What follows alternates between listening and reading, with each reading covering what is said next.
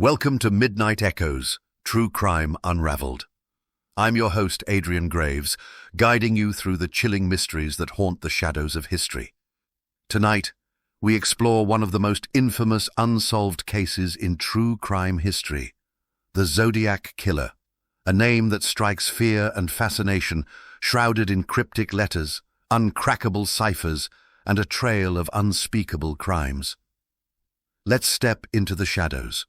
The Zodiac Killer's story, it truly kicks off on a cold, quiet night, December 20, 1968, to be precise. It was just days before Christmas, and the air in Vallejo, California, held that crisp, damp chill typical of Northern California winters. Betty Lou Jensen, she was just 16, and David Faraday, a year older at 17, were out on their very first date. A simple, innocent night for two teenagers, doing what young couples do. They found themselves a secluded spot on Lake Herman Road, a known lover's lane, far from the city lights and prying eyes. They were parked, probably just talking, maybe listening to music, when suddenly a car, probably a light-colored car, pulled up behind them. This wasn't some random passerby, oh no. The vehicle blocked their exit, trapping them. Before they could really react, a figure emerged, armed with a gun. It was quick, it was brutal. David Faraday was shot. He was trying to, move the car. He was trying to drive away. He was shot in the head, right there, at close range. Betty Lou, in sheer terror, she bolted. She tried to run, to escape into the darkness, but the killer, he just kept firing. 5 shots fired into her back. She collapsed, lifeless, on the desolate gravel road. It was a horrifying introduction to a killer who would, terrorize Northern California. The local authorities, they arrived to a scene of absolute devastation. 2 young lives extinguished, just like that. And for what? There were no clear motives, no witnesses, just profound shock and a growing sense of unease in the community. It was a brutal, unsettling start to what would become an American nightmare. Then, just 7 months later, the fear, it returned. And with a vengeance. It was the 4th of July, 1969, a night meant for celebration and fireworks. Darlene Ferrin, she was a 22-year-old waitress, and Michael Mageau, 19, were parked in another quiet, secluded spot. This time, it was the Blue Rock Springs Park, also in Vallejo, just a few miles from the first attack. It was almost exactly the same scenario, like an eerie echo. They were sitting in Darlene's car, enjoying the evening, when another car, a brown one this time, pulled up behind them. The driver, he exited his vehicle, approached Darlene's car, and shone a blinding flashlight into their faces. Michael initially thought it was, a police officer, maybe just checking on them. But then, without a word, the man opened fire. He unleashed a volley of bullets into the car, striking both Darlene and Michael multiple times. Darlene, she didn't stand a chance. She was killed instantly. Michael somehow, incredibly, he survived. He played dead, feigning unconsciousness, even as the killer walked away, only to return moments later and fire 2 more shots into each of them, just to make sure. That Michael survived, that was monumental. He was able to provide a chilling description of the assailant. A stocky man, not particularly tall, wearing glasses. He had this, strangely calm demeanor. It wasn't the attack itself that, truly cemented the killer's audacity. It was what happened next. Just 40 minutes after the Blue Rock Springs attack, a chilling phone call came into the Vallejo Police Department. The caller, speaking in a calm, monotonous voice, coolly claimed responsibility for both the Ferrin and Mageau attack, and then he dropped a bombshell. He also claimed responsibility for the murders of Betty Lou Jensen and David Faraday from the previous December. He provided details only the killer would know, details that hadn't been released to the public. It was a brazen, calculated move. This wasn't just a killer. This was someone who wanted to be heard, someone who wanted to torment. This was, the beginning of a twisted, terrifying game of cat and mouse, where the killer was, setting the rules. These crimes, they were brutal, seemingly random in victims, but disturbingly consistent in method and location. They left investigators completely grasping at straws. Who was this person? Why were they targeting young couples? The police were scrambling, trying to connect the dots. But there simply weren't enough. No real witnesses, no strong forensic evidence, just a growing sense of dread. But this was just the prologue. The killer had tasted blood, and he was about to, formally introduce himself to the world in a way no one could have ever predicted. This was just the start of the Zodiac's dark, disturbing narrative. On August 1, 1969, just a few weeks after that terrifying 4th of July attack, the Zodiac, he truly escalated his game. He mailed 3 nearly identical letters, one to each of the major local newspapers, the Vallejo Times-Herald, the San Francisco Chronicle, and the San Francisco Examiner. And these weren't just, typical anonymous tips. Oh no. Each letter, it was signed with this chilling, strange crosshair symbol. This became his infamous calling card, etched into the public consciousness forever. But here's the kicker. Each letter also contained a piece of a cryptogram, a puzzle of symbols and letters that, when deciphered, was supposedly meant to reveal his identity. And along with these ciphers, there was a chilling, explicit demand. Publish these letters, these cryptograms, on the front page of your newspaper, or, he threatened, more people would die. He wasn't just claiming responsibility, he was boasting, hinting at future killings, treating the public and the police as pawns in his twisted game. This was, the ultimate taunt. The pressure on the newspapers was immense. Do they give in to the demands of a killer and potentially encourage him? Or do they refuse and risk more lives? They consulted with law enforcement and ultimately they chose to publish. The public was, gripped by fear and morbid curiosity. Everyone was talking about these letters, these strange symbols, and the race was on to decipher them. And that's exactly what happened. Just a few days later, on August 8th, a married couple of amateur sleuths from Salinas, California, Donald and Betty Harden, they managed to crack one of the ciphers. Imagine that. Regular citizens sitting at home unraveling the chilling words of a serial killer. The message revealed was, truly disturbing. It read, "I like killing people because it is so much fun. It is more fun than killing wild game in the forest because man is the most dangerous animal of all to kill." It went on about collecting slaves for the afterlife. This wasn't just a killer. This was someone with a deeply sadistic, philosophical outlook on murder. It was, unsettling in a way that few true crime cases ever are. But while the Hardens cracked that first one, other ciphers, like the infamous 340-character code, that one would remain a mystery for decades.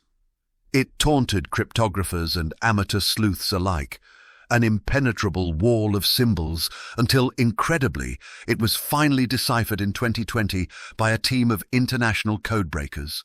The passage, again, was just as chilling, full of the killer's narcissism and contempt for humanity. But these letters, they weren't just about puzzles and threats. They were filled with taunts, subtle details only the killer could know, proving his involvement. And these strange, bizarre claims about building this, slave collection for paradise. This afterlife where he believed he'd be served by the souls of his victims. He even gave himself a name, Zodiac.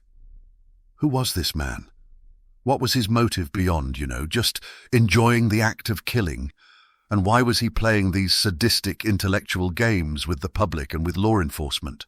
The chilling nature of these correspondences, it truly captured the public's imagination, and it sent ripples of absolute fear across Northern California. Every newspaper stand, every TV news report, it was dominated by the Zodiac. Police departments, the FBI, cryptographers, they were all scrambling, desperately trying to make sense of the clues, trying to find a pattern, trying to identify this elusive, taunting killer. But the Zodiac, he always seemed one step ahead. He was a master of psychological warfare. With the letters and ciphers dominating headlines, the hunt for the Zodiac killer intensified, becoming one of the most exhaustive and frustrating investigations in history. Over the years, countless individuals came under suspicion, But one name, in particular, kept resurfacing, haunting investigators and true crime enthusiasts alike: Arthur Lee Allen. Allen, a former elementary school teacher and a convicted child molester, was, a man with a deeply troubled past. He first came to the attention of police in 1971, thanks to a tip from a childhood friend. And when investigators started digging, they found some truly unnerving connections. Allen, he owned a Zodiac brand watch, which, had the same crosshair symbol as the killer's signature. He reportedly told people he liked to hunt people with a gun and flashlight, a chilling detail that, matched Michael Majot's description of the killer. He even allegedly talked about killing people and making slaves of them, echoing the Zodiac's bizarre ramblings about an afterlife collection.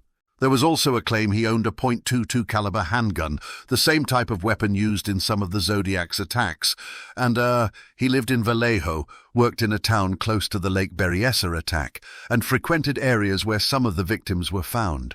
It was like a cascade of circumstantial evidence, each piece adding to a deeply unsettling picture. He fit the physical description given by witnesses too, stocky, with glasses. Police, they interviewed him multiple times. They searched his home, found disturbing evidence like weapons and bomb-making materials, and he even failed a polygraph test, though, those are often considered unreliable in court. Despite this mountain of circumstantial evidence and the overwhelming suspicion from many involved in the case, particularly like the lead investigator Dave Toschi, nothing definitive was ever found to directly link Allen to the crimes. No fingerprints, no DNA from the letters, which were analyzed extensively years later, and his handwriting, it just didn't match the Zodiac's. So, like the prime suspect, he remained just that, a suspect, always just out of reach of a conclusive charge.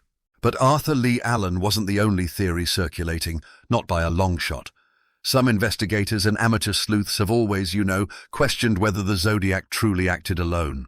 I mean, could one person really be responsible for such varied attacks, from stabbings to shootings, in different locations, and then maintain such a consistent, taunting communication strategy? It's a big ask for a single individual. The idea of accomplices, or even, a small group, gained traction, especially when considering the sudden, unexplained cessation of the Zodiac's letters and confirmed crimes after 1974. It's almost as if he or they just vanished into thin air. Did the killer die, get imprisoned for another crime? Or did perhaps a partner in crime simply decide to stop, thereby ending the entire terror campaign? This theory, it opens up a whole other can of worms, doesn't it? It suggests a complex, clandestine operation rather than the singular madness of a lone wolf. The internet, too, has given rise to an ever-expanding pool of theories and, unlikely suspects, from anonymous individuals who've been theorized by online sleuths, some with quite elaborate but ultimately unproven arguments, to even prominent public figures who, happened to be in the right place at the wrong time, or whose lives took, like, a suspicious turn after the Zodiac's activity ceased. You hear about all sorts of wild claims, people pointing fingers at old neighbors, even family members. But with each new theory, each new name, it seems like we just generate more questions than answers. The evidence is either too thin, too circumstantial, or, just outright fabricated by people desperate to solve the mystery. As we dig deeper, one thing becomes, glaringly clear. The Zodiac's true identity remains elusive. He's this, spectral figure, always there, always talked about, but never truly pinned down. His crimes continue to fascinate and frustrate amateur sleuths, professional detectives, and true crime enthusiasts alike, a perpetual, maddening puzzle. And that, I guess, is part of his haunting legacy. The Zodiac killer, he was more than just a murderer. He was like a manipulator of fear, a puppet master whose strings they extended far beyond his immediate victims. His case, it really remains one of the darkest enigmas in American history. Even today, his letters and ciphers are like pored over by experts and enthusiasts alike, each one hoping to uncover the final pieces of this sinister puzzle. Was he, a genius, a madman, or something in between? One thing is absolutely certain. The Zodiac's shadow still looms large over the world of true crime. So, what do you think? Was Arthur Lee Allen the Zodiac? Or was the real killer, someone we've yet to uncover? Share your theories in the comments below, and don't forget to subscribe and join me next week as we unravel another chilling mystery. I'm Adrian Graves, and this has been Midnight Echoes, True Crime Unraveled. Until next time, stay curious and stay safe, everyone.